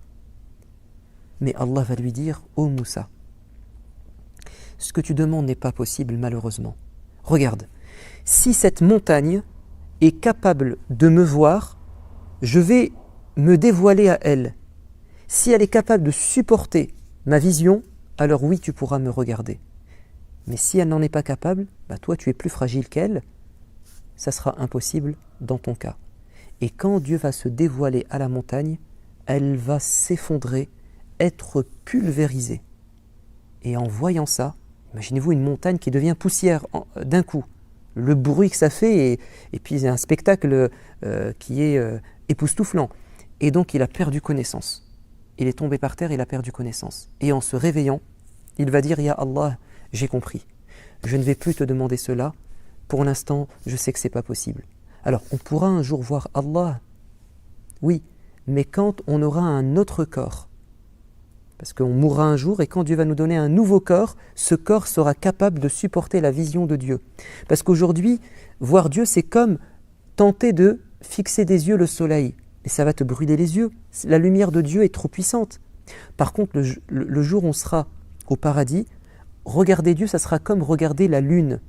Et quand on regarde la lune, sa clarté, elle est apaisante, elle est douce. Donc regardez comment Moussa alayhi salam, il aime trop Dieu. Et vous savez, quand le prophète Muhammad sallallahu alayhi wa sallam est monté au ciel, il a parlé avec Dieu comme Moussa. Bon, il n'a pas vu Dieu, mais il lui a parlé. Il s'est rapproché de lui. Et quand il va descendre au 6e ciel, parce qu'il était au 7e ciel, quand il va descendre au 6e ciel, il va rencontrer Moussa. Et Moussa va lui dire, raconte-moi ce que Allah t'a dit. Comme si Moussa, il était tellement curieux et il voulait tellement entendre la parole de Dieu et l'échange entre le prophète et Moussa, comme s'il était un peu entre le prophète et Allah, comme s'il était un peu jaloux en fait, parce que c'était lui qui avait cet avantage. Et bien il va lui dire, raconte-moi ce qui s'est passé. Et c'est là que le prophète va lui dire, Allah m'a donné un cadeau, on va faire 50 prières par jour. Mais Moussa va dire, attention, moi j'ai vécu avec les Juifs, le peuple hébreu, et franchement, mon expérience me dit que c'est trop. 50 prières, ça sera trop pour les musulmans. Demande-lui d'alléger le nombre. Et au final, Allah va transformer les 50 prières en 5 prières par jour, mais dans la récompense, c'est comme si tu avais fait 50 prières. Moussa, il était ambitieux, mais à un moment donné, il va faire une erreur, c'est qu'il va faire preuve un peu de présomption, d'orgueil. Enfin, sans avoir une mauvaise intention, mais il va dire quelque chose qui n'est pas vrai. Il était en train de parler à son peuple, quand tout à coup, un homme va lui dire, « Oh Moussa, est-ce que tu es celui qui connaît le mieux Allah, tu es celui qui a le plus de connaissances, tu es le plus savant sur terre ?» Et il a dit, « Mais oui, bien évidemment. » Et ça semble logique, puisque c'est le prophète de Dieu. Mais Allah va lui faire ce reproche. Tu n'avais pas à dire ça. Tu ne sais pas. Et je t'annonce qu'il y a une personne parmi mes serviteurs à qui j'ai donné une connaissance que toi tu ignores. Donc il y a quelqu'un qui te dépasse dans un domaine. Et là, Moussa, qui est très ambitieux, qui aime la connaissance, va dire, Ya Allah, je veux absolument le rencontrer, être son élève. Et c'est ça, être modeste. Oui, tu as des connaissances, mais tu vas quand même apprendre, continuer à apprendre. Et Dieu va lui dire, d'accord, pars en voyage, et Moussa va prendre Josué Yehusha, un jeune qui était son élève, et vous allez rencontrer cette personne mystérieuse là où les deux mers se rencontrent. Et il va prendre la route et il va dire à son élève, je suis prêt à traverser même toute la terre, à marcher pendant des années, des siècles, jusqu'à trouver cette personne. Tellement il a la rage d'apprendre. Et ils vont marcher. Et son disciple, son élève, avait un poisson, donc qui était mort. Et Allah leur avait dit, il va se passer un miracle, un signe qui va vous prouver que là où les deux mers se rencontrent, l'homme est bien là. Ils sont arrivés dans cet endroit et Moussa était fatigué, il s'est allongé, il a dormi. Son disciple, lui, était réveillé. Et à un moment donné, le poisson va retrouver la vie et il va plonger dans la mer d'une manière étrange et incroyable. Puis Moussa va se réveiller et ils vont reprendre leur chemin. Et puis à un moment donné, Moussa est fatigué.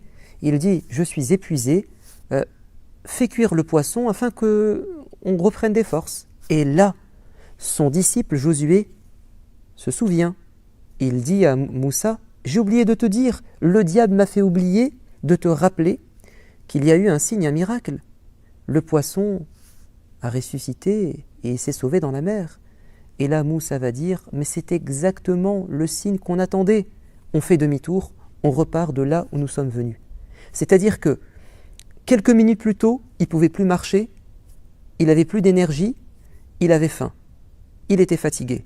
Et là, sachant qu'il pouvait atteindre son objectif, qu'il était proche de la réalisation de son rêve, il a tout oublié et il a foncé à fond. Ça prouve qu'il est super ambitieux et qu'il fait trop d'efforts pour réaliser son rêve. Et effectivement, il va rencontrer cet homme, Al-Khidr, et il va le supplier d'accepter qu'il soit son élève. Et l'homme va accepter, en lui disant, il y a une condition quand même, si tu veux rester à mes côtés, c'est que à aucun moment donné, tu dois me reprendre sur ce que je fais. Tu dois te taire, observer mon comportement et jamais me critiquer. Tu patientes jusqu'à ce que moi, je te donne la parole. Et ils vont vouloir traverser la mer ou le fleuve, et il y a des gens sympas, serviables, qui vont accepter des pêcheurs de les transporter en bateau. Et quand ils sont arrivés de l'autre côté, ou à leur destination, qu'est-ce que va faire Al-Khidr, cet homme mystérieux? Au lieu de remercier les gens, il va prendre son outil, son hache, et il va frapper le bateau et il va l'abîmer. Et là, Moussa explose de colère et il dit, mais qu'est-ce qui te prend? Qu'est-ce que ça signifie? On devrait leur faire un cadeau parce qu'ils nous ont rendu service et toi, tu abîmes leur bateau. Et là, le professeur va dire, tu m'avais promis de ne pas intervenir. Il a dit, pardon, j'ai pas pu me retenir, excuse-moi. C'est bon, je me tais. Allez, viens avec moi, on continue. Et ils vont passer à côté d'un enfant, un jeune, qui va mourir sous leurs yeux. Et là, il va exploser de colère. Mais comment ça se fait que cet enfant est mort? Il est innocent, pourquoi est-ce qu'il devait mourir? Je ne comprends pas. Et là, qu'est-ce que va dire Al-Khidr? Il va dire, encore une fois Moussa, t'es pas capable de te retenir? C'est trop compliqué pour toi? Respecte les règles. Moussa va dire, redonne-moi une dernière chance, et si je ne respecte pas les règles, alors on se quittera. Ils vont demander l'hospitalité dans une ville, parce que c'est la nuit, ils n'ont pas d'endroit où dormir, et puis ils ont faim. Alors ils demandent aux gens de la ville de les accueillir. Mais aucune personne, aucun habitant n'accepte d'être gentil, hospitalier. Qu'est-ce que dit Al-Khidr à Moussa? Il lui dit, tu vois là autour de la ville, il y a un mur qui est en train de s'effondrer.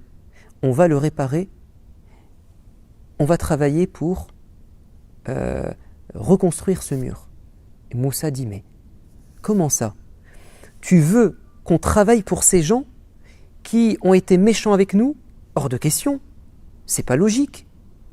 Et là, Al-Khidr va lui dire, eh ben, tant pis pour toi, tu n'as pas respecté la règle, on va devoir se quitter. Alors Moussa va dire, tu as raison. Mais s'il te plaît, sois compréhensif, explique-moi au moins la raison de tout ce que j'ai vu. Toi, tu as trouvé ça normal, moi j'ai trouvé ça injuste et anormal. Donne-moi, s'il te plaît, un peu de ta sagesse. Et là, Moussa va apprendre de lui ce qu'il ignorait et il va comprendre que il y a certaines choses qui le dépassaient. Il va lui dire, tu sais, pourquoi est-ce que j'ai abîmé le bateau? Pour leur faire du bien, pas du mal. En apparence, c'était mauvais, mais en fait, c'était très bon pour eux. Parce qu'il y avait un roi injuste dans la ville qui allait confisquer tous les bateaux qui étaient en bon état. Donc je préfère abîmer un peu leur bateau pour qu'ils continuent à l'utiliser plutôt que de le laisser dans cet état et il leur soit spolié et volé.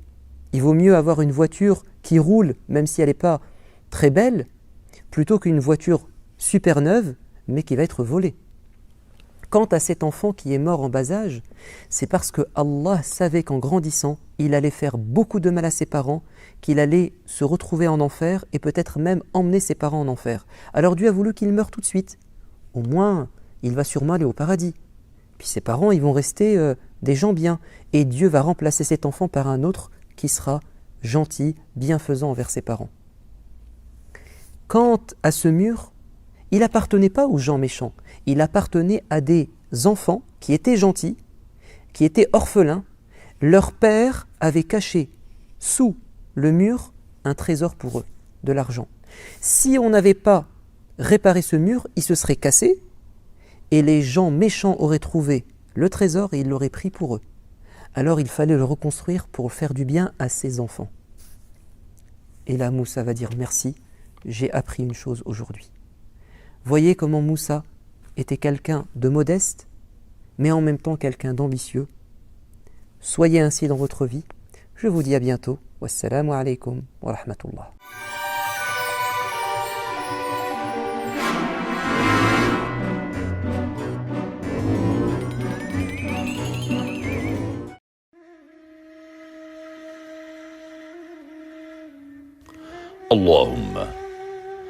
اللهم اهدنا فيمن هديت وعافنا فيمن عافيت وتولنا فيمن توليت وبارك لنا فيما أعطيت وقنا شر ما قضيت إنك تقضي ولا يقضى عليك إنه لا يذل من واليت ولا يعز من عاديت تباركت ربنا وتعاليت فلك الحمد على ما قضيت ولك الشكر على ما أعطيت ونستغفرك اللهم ونتوب إليك اللهم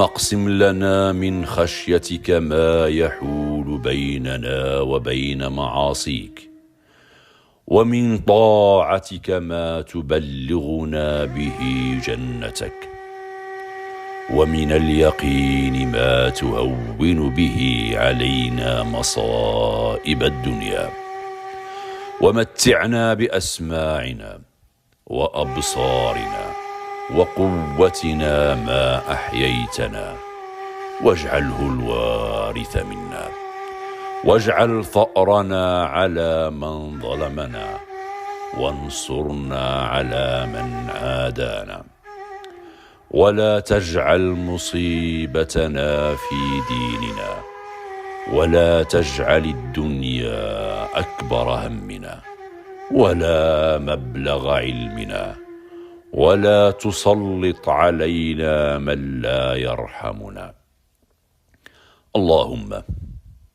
اللهم لا تدع لنا ذنبا إلا غفرته ولا دينا إلا قضيته ولا مريدا إلا شفيته وعافيته ولا حاجة من حوائج الدنيا إلا قضيتها ويسرتها لنا يا أكرم الأكرمين ويا أرحم الراحمين اللهم إنا عبيدك بنو عبيدك بنو إمائك نواصينا بيدك ماض فينا حكمك عدل فينا قضاؤك نسألك بكل اسم هو لك سميت به نفسك أو علمته أحدا من خلقك أو أنزلته في كتابك أو استأثرت به في علم الغيب عندك أن تجعل القرآن الكريم ربيع قلوبنا ونور صدورنا وجلاء أحزاننا وذهاب همومنا وغمومنا. اللهم لك الحمد أنت نور السماوات والأرض، ولك الحمد أنت قيم السماوات والأرض، ولك الحمد أنت رب السماوات والأرض ومن فيهن. أنت الحق ووعدك الحق وقولك الحق ولقاؤك الحق والجنة حق والنار حق والنبيون حق والساعة حق. اللهم لك أسلمنا وبك آمنا وعليك توكلنا وإليك أنبنا وبك خاصمنا وإليك حاكمنا، فاغفر لنا ما قدمنا وما أخرنا وما أسررنا وما أعلنا وما أنت أعلم به منا. أنت المقدم وأنت المؤخر، أنت إلهنا لا إله إلا أنت. اللهم إنا نعوذ بك من عذاب القبر، ونعوذ بك من فتنة المسيح الدجال، ونعوذ بك من فتنة المحيا وفتنة الممات. اللهم إنا نعوذ بك من المأثم والمغرم. اللهم إنا نعوذ بك من البخل، ونعوذ بك من الجبن، ونعوذ بك أن أرد. إنك أنت السميع العليم، وتب علينا إنك أنت التواب الرحيم. اللهم إنا نسألك موجبات رحمتك وعزائم مغفرتك والسلامة من كل إثم والغنيمة من كل بر والفوز بالجنة والنجاة من النار. اللهم احفظنا بالإسلام قائما، واحفظنا بالإسلام قاعدا، واحفظنا بالإسلام راقدا، ولا تشمت بنا عدوا حاسدا. اللهم إنا نسألك من كل خير خزائنه بيدك، ونعوذ بك من كل شر خزائنه بيدك. اللهم إني أعوذ بك من زوال نعمتك وتحول عافيتك وفجاءة نقمتك وجميع سخطك. اللهم إنا نسألك صحة في إيمان، وإيمانا في حسن خلق، ونجاحا يتبعه فلاح ورحمة منك، وعافية ومغفرة منك ورضوانا. يا حي يا قيوم برحمتك نستغيث. اللهم آت أنفسنا تقواها وزكها أنت خير من زكاها، أنت وليها ومولاها. إنا نعوذ بك من علم لا ينفع، ومن قلب لا يخشع، ومن نفس لا تشبع، ومن دعوة لا يستجاب لها. اللهم إنا نسألك الهدى والتقى والعفاف والغنى. اللهم إنا نسألك العفو والعافية في الدنيا والآخرة. ربنا آتنا في الدنيا حسنة وفي الآخرة حسنة وقنا عذاب النار. اللهم إنا نسألك من خير ما سألك منه نبيك محمد صلى الله عليه وسلم، ونعوذ بك من شر ما استعاذ منه نبيك محمد صلى الله عليه وسلم، وأنت المستعان وعليك البلاغ. وصل اللهم على سيدنا محمد وعلى آله وصحبه وسلم.